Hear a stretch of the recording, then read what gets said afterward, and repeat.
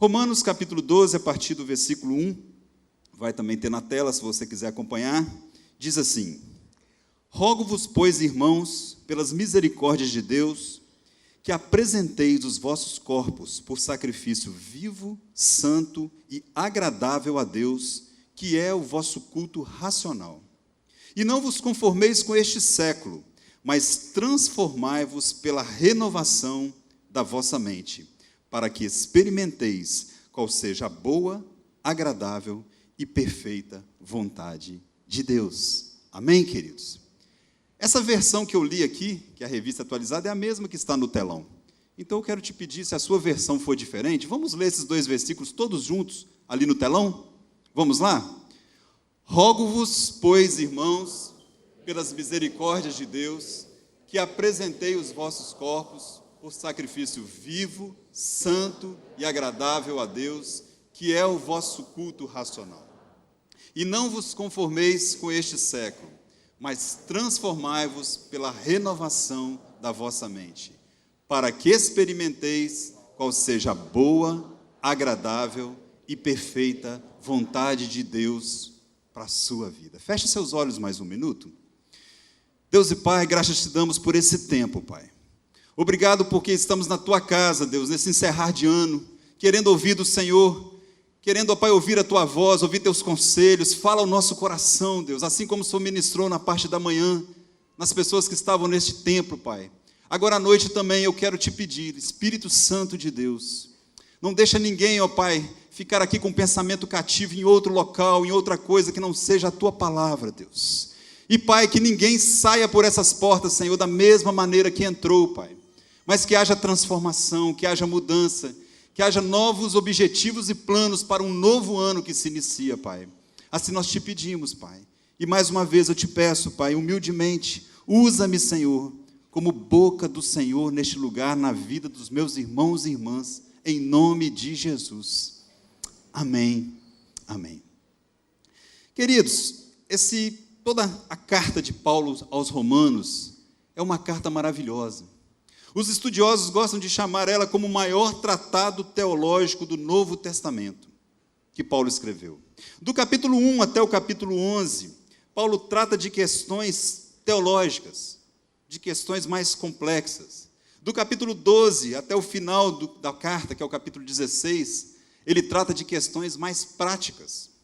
E quando chega nesse capítulo 12 especificamente, alguns chamam esse capítulo como o capítulo dos relacionamentos. Versículo 1 e 2, Paulo trata do relacionamento de nós com o nosso Deus. Do versículo 3 ao versículo 8, do relacionamento com nós mesmos. Do versículo 9 ao versículo 16, com os nossos irmãos. E do versículo 17 ao versículo 21, com os nossos inimigos. E o versículo 1 e 2, especificamente, que é esse que nós vamos nos ater hoje, ele é muito interessante. Alguns estudiosos também dizem que Paulo conseguiu concatenar em apenas 2 versículos a maior quantidade de ensinamentos. Esses 2 versículos são inesgotáveis. Eu brinquei de manhã que é quase que ele zipou, dentro de 2 versículos, muitas coisas. Para vocês terem uma ideia, o grande pregador e escritor John Piper, ele, há um tempo atrás, ele fez uma série de mensagens sobre Romanos, lá na igreja dele. Inclusive, essa série virou um livro muito bom sobre Romanos. E nestes 2 versículos, ele pregou 6 sermões. Está parecendo o pastor Simon daquela época, né, que ficou em cima de um versículo 6 meses, pregando em um versículo. Mas é porque a palavra de Deus é inesgotável. Então, nós vamos virar o ano aqui falando desse versículo, amém? Nossa, não ouvi nem... Ah, tá bom, vocês estão animados. Vamos ficar até dia 31 aqui. Mas não, queridos, nós vamos tirar aqui algumas coisas práticas para a nossa vida, para entrarmos nesse novo ano. E eu quero começar essa palavra desenvolvendo aqui um relacionamento com vocês e te fazendo uma primeira pergunta, que você não precisa de responder em voz alta, não precisa de escrever num papel, mas eu queria que você pensasse nessa pergunta. O seu 2018, que está, vamos dizer, simbolicamente terminando hoje, ou se você quer ser mais exato, amanhã, foi bom, agradável e perfeito?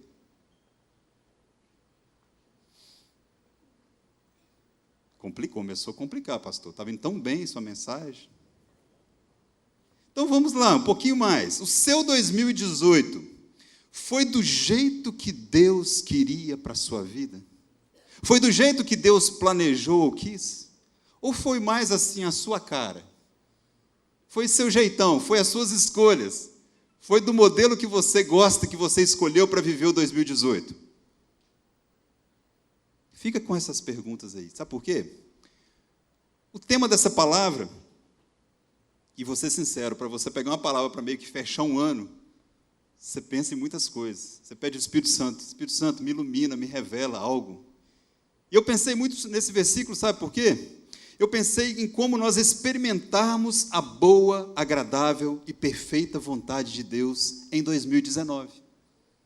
Então o tema dessa palavra é esse aí. Experimentando a boa, agradável e perfeita vontade de Deus em 2019. O grande desafio hoje, queridos, podíamos talvez dizer a grande guerra, ou grande conflito, que todo cristão novinho, acabou de converter hoje, amanhã ele já tem essa guerra. Cristão mais antigo, também tem essa guerra todos os dias. Sabe qual que é?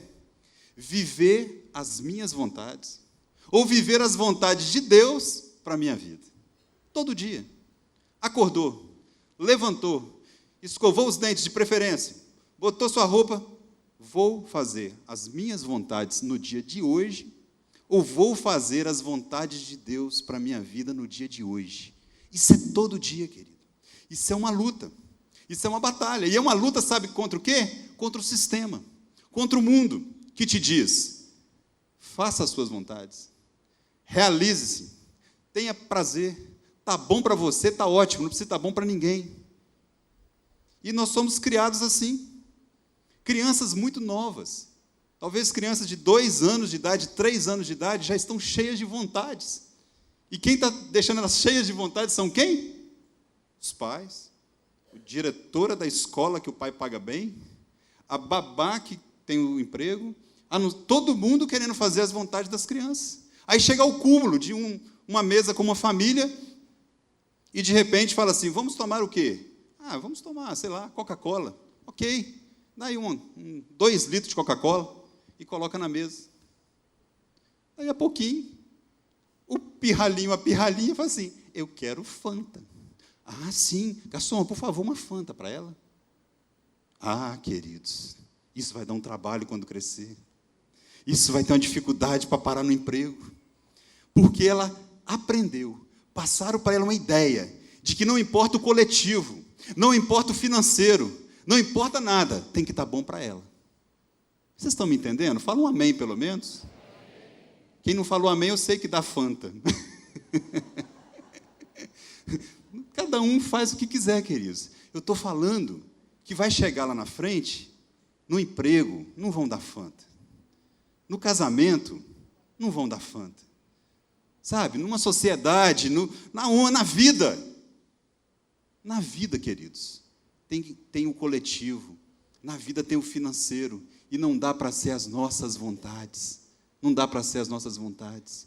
E aí nós, como cristãos, temos essa batalha, essa guerra, que é viver as nossas vontades, porque somos muitas vezes treinados assim, do que viver as vontades do nosso Deus para a nossa vida. E nesses 2 versículos que nós acabamos de ler, Paulo fala sobre, eu separei aqui 3 atitudes, que são fundamentais para que um cristão viva e experimente a boa, agradável vontade de Deus para a nossa vida. E a primeira atitude que eu vejo nesse texto, que está logo no primeiro versículo, que diz assim, rogo-vos, pois, irmãos, pelas misericórdias de Deus, que apresentei os vossos, o quê? Corpos. Apresentar corpo por sacrifício vivo. O que é isso, querido? É ir para a fogueira? Paulo, na verdade, aqui, ele faz uma alusão, ele faz aqui uma referência, uma analogia ao velho sacrifício, lá na antiga aliança, onde se levava um animal, matava e queimava ele em adoração, como sacrifício para expiação dos pecados, como holocausto. ele faz uma referência a isso e diz: antes era assim, você trazia o animal e queimava um animal morto, para que a sua fumaça subisse como aroma suave e agradasse ao seu Deus. Agora, Deus quer um sacrifício vivo, Ele quer vidas, vidas que prestem adoração, vidas que louvem a Ele, vidas que estejam no altar. E eu pensando em corpos aqui, eu pensei em 3 sentidos básicos de que é cuidar do nosso corpo, para que o nosso corpo preste uma adoração ao nosso Deus, se apresente, como fala aqui, o nosso corpo por sacrifício vivo. Primeiro, querido, nós temos que cuidar do nosso corpo, do lado do bem-estar, da saúde. Sabe por quê? Lá no passado, nessa analogia que Paulo fez, eu também a faço, um sacrifício tinha que ser perfeito. Lembra disso? Não podia ser uma ovelhinha manca, não podia ter nenhum defeito, tinha que ser perfeito. Nós temos que preocupar em manter o nosso corpo mais perfeito possível, para Deus usá-lo. E o que é manter o corpo perfeito hoje? É uma boa alimentação, é um exercício, é fazer algum tipo de atividade. Para quê? Para Deus usar o seu corpo quando Ele precisar. Querido, uma vez eu ouvi algo, eu já falei isso, talvez você já tenha ouvido eu falar, mas me chamou muita atenção. Jesus teve 33 anos nessa terra, com um corpo, para ser como eu e você, e para nos dar exemplo. E Deus, que não mudou nada, Deus tinha ideias geniais, Deus tinha projetos para algumas pessoas, e Ele olhava uma situação, e Ele fazia com que Jesus fosse lá, estendesse a mão e levantasse um coxo. Fazia com que Jesus fosse lá, fizesse um lodozinho, colocasse no olho de alguém, e aquela pessoa voltava a ver. Jesus fazia as coisas que Deus pensava, porque Ele também era Deus. Hoje, querido, você acha que Deus parou de ter boa ideia? Você acha que Deus parou de querer curar alguém?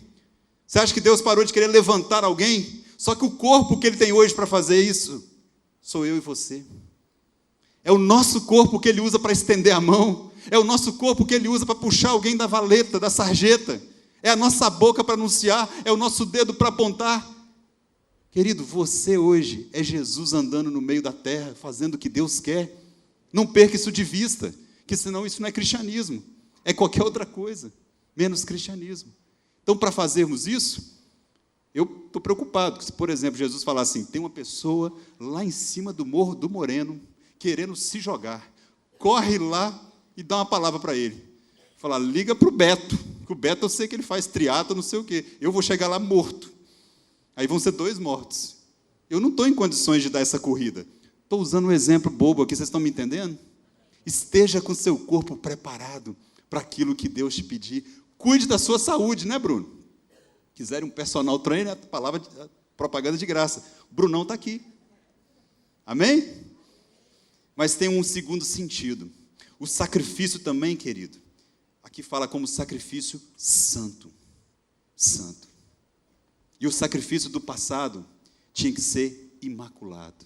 Sem mancha. O que é isso, querido? É pecado. É impuro.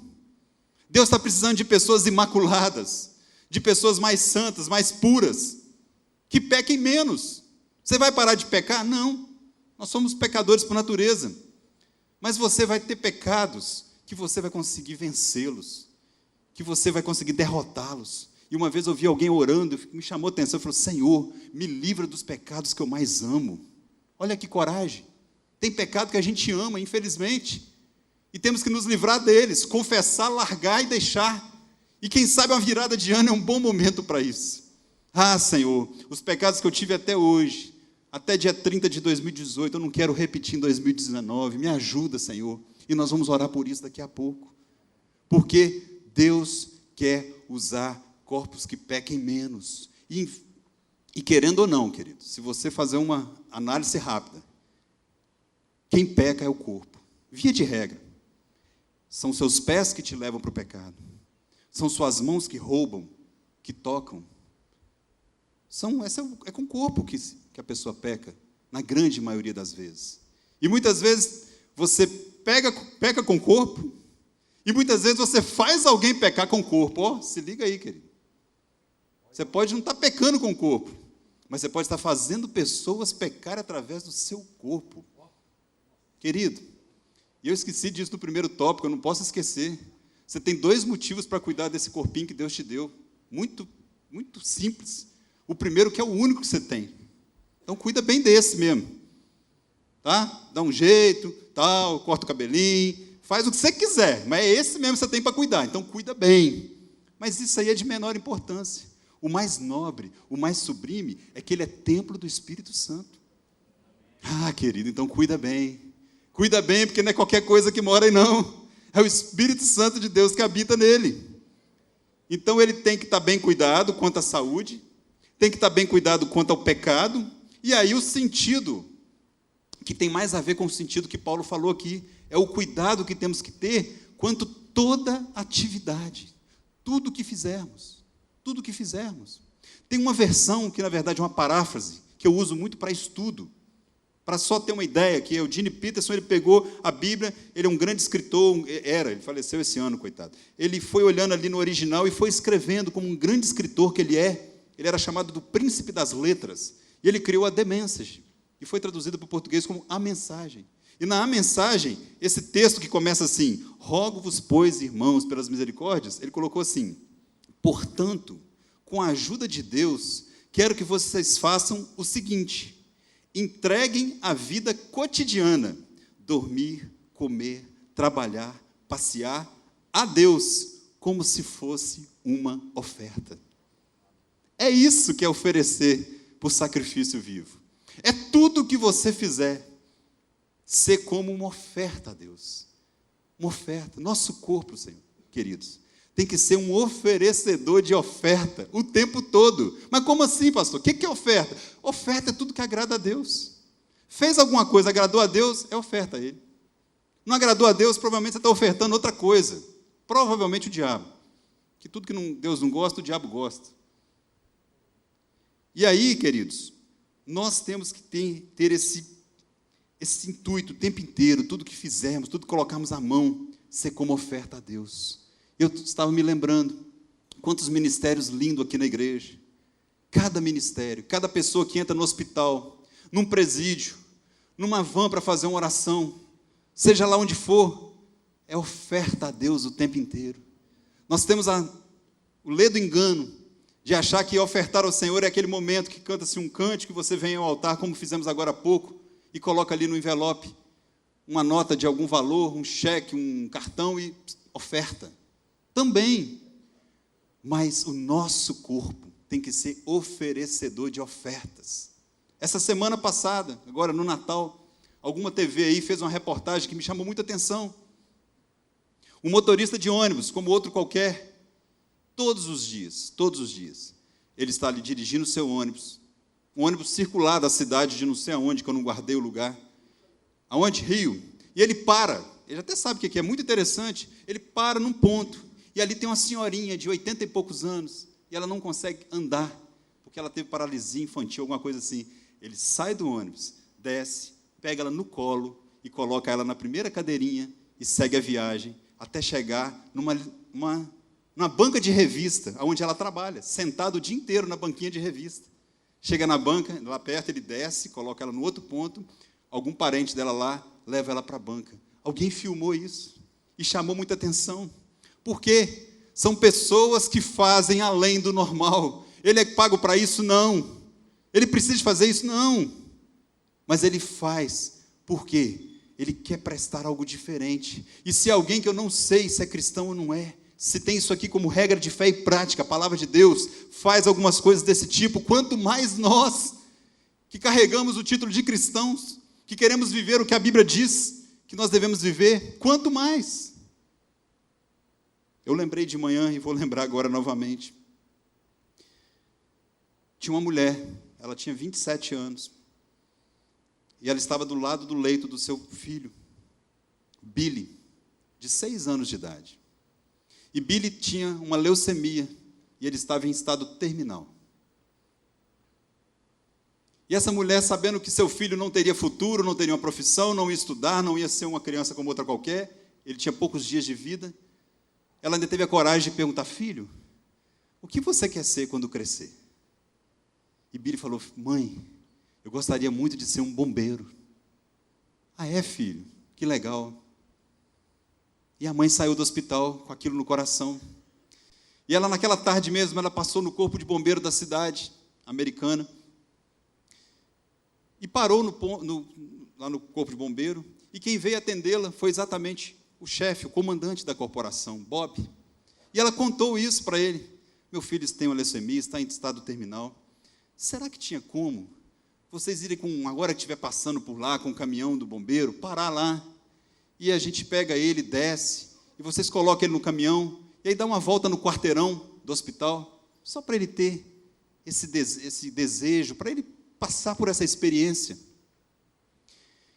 E aquele comandante dos bombeiros disse assim: não, nós podemos fazer mais do que isso. Daqui 4 dias, nós vamos pegar seu filho de manhã, e ele vai passar um dia inteiro conosco, e vai ver o que é ser um bombeiro. E se você me passar o tamanho da roupinha dele, e o tamanho do calçado dele, nós vamos mandar confeccionar um uniforme oficial, e uma bota oficial dos bombeiros, para ele se sentir um verdadeiro bombeiro. E assim foi feito. Passaram uns 4 dias, numa quinta-feira, eles pararam lá, o bombeiro subiu, pegou o Billy, desceu com ele, colocou no carro do bombeiro, levou para o corpo do bombeiro. Aquele dia houveram 3 ocorrências. Ele foi em todas as 3. Numa ele foi junto com o caminhão do bombeiro. Na outra ocorrência ele foi na van que vai os paramédicos. E na última ele foi do lado do comandante. E aí levou ele de volta para o hospital. E aquilo ali fez tão bem a Billy. Aquilo ali, assim, comoveu tanto ele, que ele teve uma sobrevida de quase 3 meses. Daí, mais ou menos 3 meses, numa madrugada, os sinais vitais de Billy foram acabando. Os órgãos começaram a parar. E a enfermeira-chefe, que era adepta de que uma pessoa não deveria morrer sozinha, ligou para a família dela e avisou, Billy não passa dessa madrugada.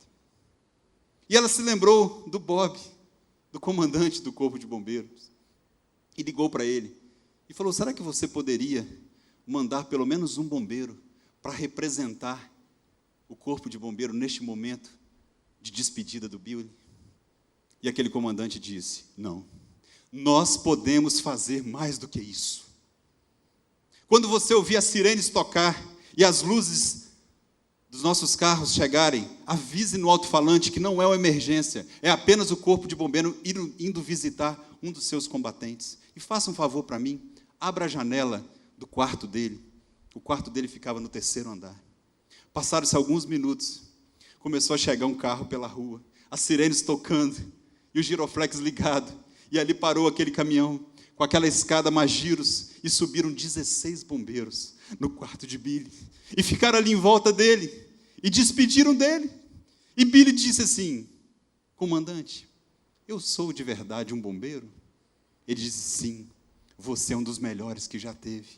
E com essas palavras Billy faleceu. Querido, você pode fazer mais do que te é pedido. Você pode fazer, a palavra de Deus diz para nós andarmos uma 2ª milha. A palavra diz para você comer um saco de sal. A palavra te diz para quando te bater numa face, você virar outra. Isso é cristianismo. O resto, eu não sei o que é. O resto eu acho que é clube de entretenimento. Em nome de Jesus, lembre-se disso. Culto a Deus também é racional, é pragmático. É o que você faz, não é só espiritual, só levantar a mão e sentir alguma coisa dentro de você.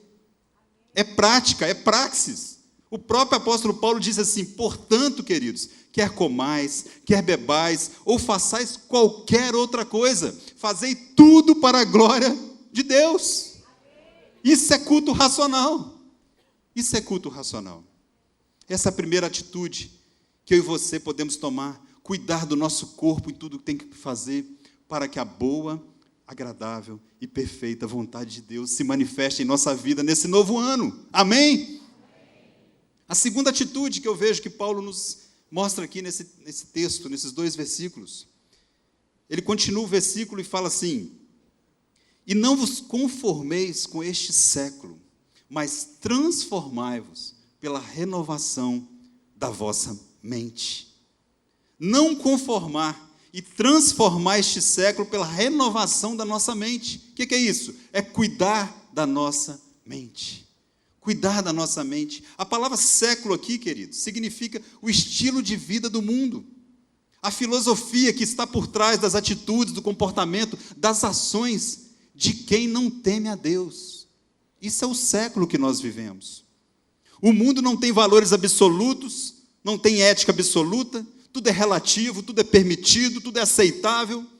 Cada um deve viver de acordo com as suas vontades. Se você achar que é legal ir para o museu, ficar peladão e caminhar, beleza. Isso é relativo, isso é permitido. É assim o mundo. Não é à toa que a Bíblia diz que o mundo jaz no maligno. E ele venceu o mundo e nós também vamos vencer em nome de Jesus. Mas fazendo o quê? Cuidando da mente, querido. Paulo diz para não podemos nos conformar com este mundo. O que é conformar? Tomar a forma. Entrar na forma do mundo. O mundo quer fazer isso todo dia. Ele quer te colocar numa forma e fazer que você tenha o formato que é legal. O formato que está na moda. Fala, não, pastor, eu não mudo de formato. Eu sei me virar em todos os ambientes. Eu posso estar onde que eu estiver, que eu sou a mesma pessoa. Ah, é? Se te colocar numa forma, você nem percebe. Você quer ver? Duas formas que colocaram algumas coisas. Mostra aí as duas imagens. A primeira é essa aí, ó. Olha que legal. Um morango em formatinho de coração. Lindo, né?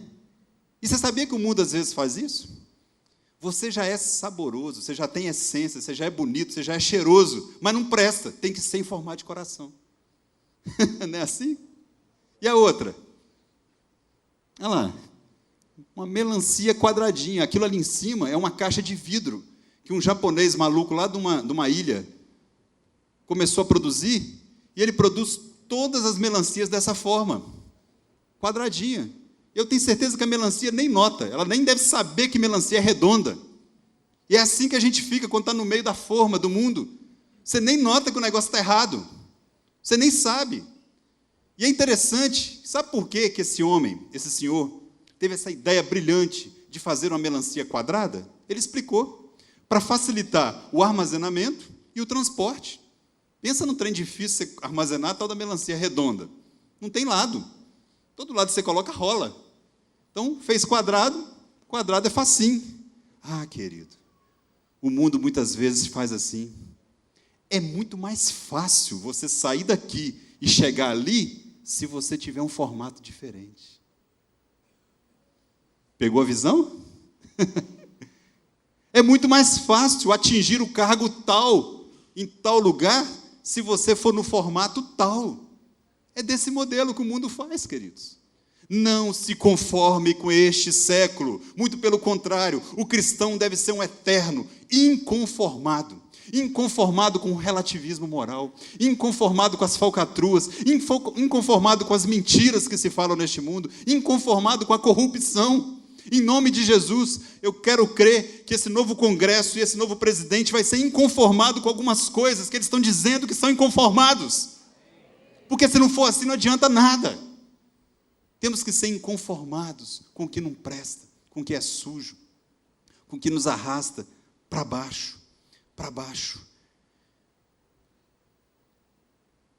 Esse mesmo texto, esse versículo, naquela versão que eu falei, na mensagem, olha como que Eugene Peterson colocou esse texto. Ele fala assim, não se ajuntem demais à cultura. Isso é aquela parte assim, e não vos conformeis com este mundo. Ele fala assim, não se ajuntem demais à cultura, a ponto de não poderem pensar mais. Olha só. Não se ajuntem demais à cultura deste mundo, a ponto de não conseguir pensar mais. Em vez disso, concentrem atenção em Deus. Vocês serão mudados de dentro para fora. Descubram o que Ele quer de vocês e tratem de atendê-lo, diferentemente da cultura dominante, que sempre os arrasta para baixo, ao nível da imaturidade. Deus extrai o melhor de vocês e desenvolve em vocês uma verdadeira maturidade. O apóstolo Paulo, querido, já tinha esse entendimento que hoje muitos acham que descobriram a oitava maravilha do mundo, o poder da mente. O poder da mente, não. Paulo já sabia disso há muito tempo. Cuidou da mente, cuidou do corpo. Protegeu a mente, protegeu tudo. Quando ele, um pouco depois dele escrever Romanos, ele escrevendo aos Filipenses, ele fala o quê? Portanto, queridos, tudo que é verdadeiro, tudo que é respeitável, tudo que é puro, tudo que é justo, tudo que é amável, que é de boa fama, se alguma virtude há, se algum louvor existe, seja isso que ocupe o vosso pensamento. É isso, queridos. Cuide da sua mente. Cuide da sua mente. Ela controla tudo. Ela controla tudo. Para fechar esse tópico aqui, eu vou lembrar de um ditado, de um pensamento, que eu não sei quem escreveu. Quando a gente não sabe, a gente fala que é chinês. Um sábio chinês. Ele falou o quê? Vigie seus pensamentos. Por quê? Elas se tornarão as suas palavras. Aquilo que vem na sua mente, daqui a pouco você está falando. Vigie as suas palavras, porque elas se tornarão os seus atos. Você começa a fazer. Vigie os seus atos, porque eles se tornarão os seus hábitos. Vigie os seus hábitos, porque ele se tornará o seu caráter. Vigie o seu caráter. Ele definirá a sua eternidade. A sua eternidade. Amém? Em terceiro e último lugar, a terceira atitude que nós precisamos para poder cumprir e tentar experimentar a boa, agradável e perfeita vontade de Deus neste novo ano que se inicia, é exatamente o título dessa mensagem, é experimenta. Parece até propaganda de cerveja. Experimenta. Sabe o que é? Experimenta, querido. Essa é velha, né? Vocês lembraram? Experimenta fazer a vontade de Deus. Mas como assim, pastor? Sabe por quê? Experimentar, não sei se é igual. A primeira coisa que vem na minha mente é eu criança. Ou eu lidando com crianças. Experimenta isso aqui. Não.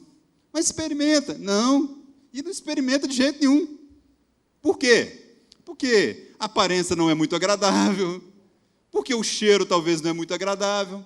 E você não experimenta. Não experimenta.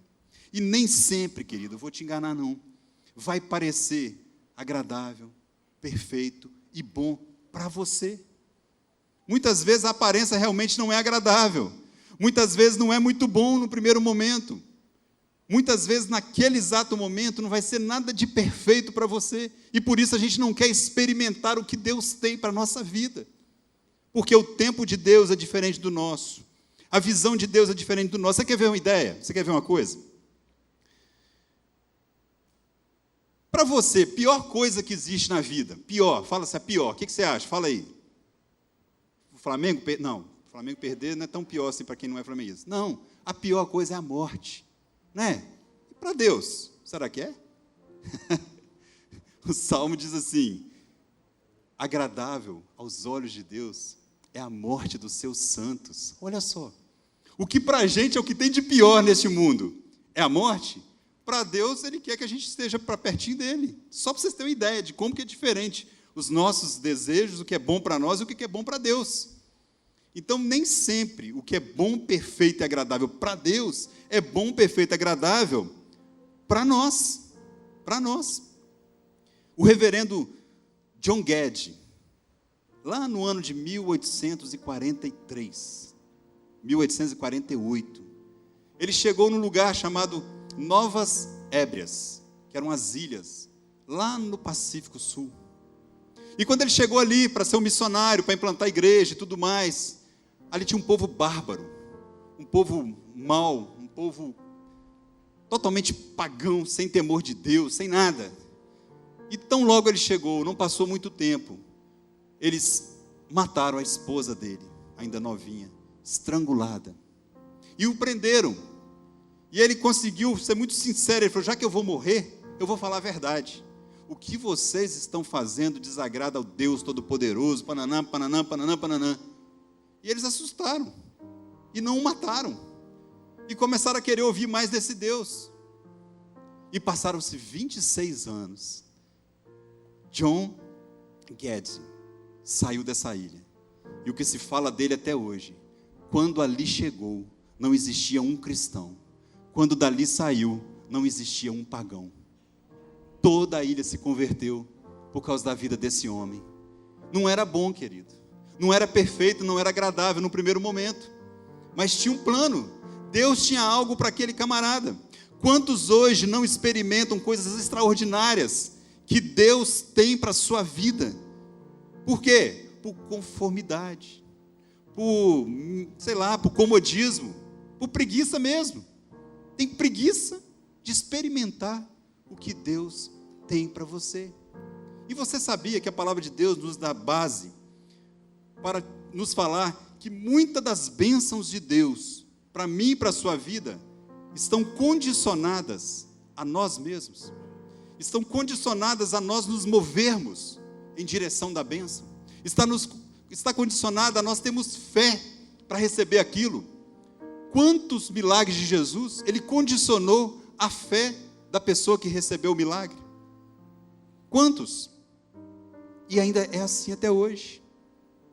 Tem uma história que está lá no livro de 2 Reis, no capítulo 13. Depois você pode ler direitinho. E ela exemplifica muito bem essa questão de você não ir mais além, não atingir algo mais, por comodidade, por ficar na mediocridade. Você fica na média, você não quer passar disso, aí você recebe a média. Pessoas que fazem igual a todo mundo, vai receber igual a todo mundo. E a história é do rei Jeoás, quando ele foi visitar o profeta Eliseu. O profeta Eliseu já estava quase à morte, e o rei foi ali visitá-lo, para pedir dele um conselho, para receber uma bênção dele. E o profeta falou assim: pega uma flecha. Ele pegou. Tesa ela, ele tesou. Solta ela. Ele lançou aquela flecha. E quando ele lançou aquela flecha, ele falou assim: flecha da vitória, flecha da vitória, flecha da vitória. Aquilo ali era uma simbologia, não que aquela flecha, de repente, ela ia sair, ia virar um míssil, ou um foguete, uma coisa que ia atingir os inimigos. Não. Aquilo é o que se chama de um ato profético. Algo feito no mundo natural, que atinge o mundo espiritual. E aí, quando ele lançou aquela flecha, ele falou assim: assim será sua vitória sobre a vida do profeta. Querida, no final a gente conversa, tá bom? Fica aí, sentadinha, vamos ficar firme aqui. E aí, ele virou e falou assim: assim vai ser sua vitória. Assim como essa flecha saiu, você será vitorioso sobre os sírios. Agora pega as outras flechas que você tem. Ele foi no seu alforje, ou no alforje, não sei de quem, do Eliseu ou dele, e pegou todas as flechas. Ele falou assim: agora, lança essas flechas no solo. Lança no chão. Ele pegou uma, lançou. Pegou duas, lançou. Pegou três, lançou. E parou. Parou. O profeta tinha mandado ele lançar todas as flechas.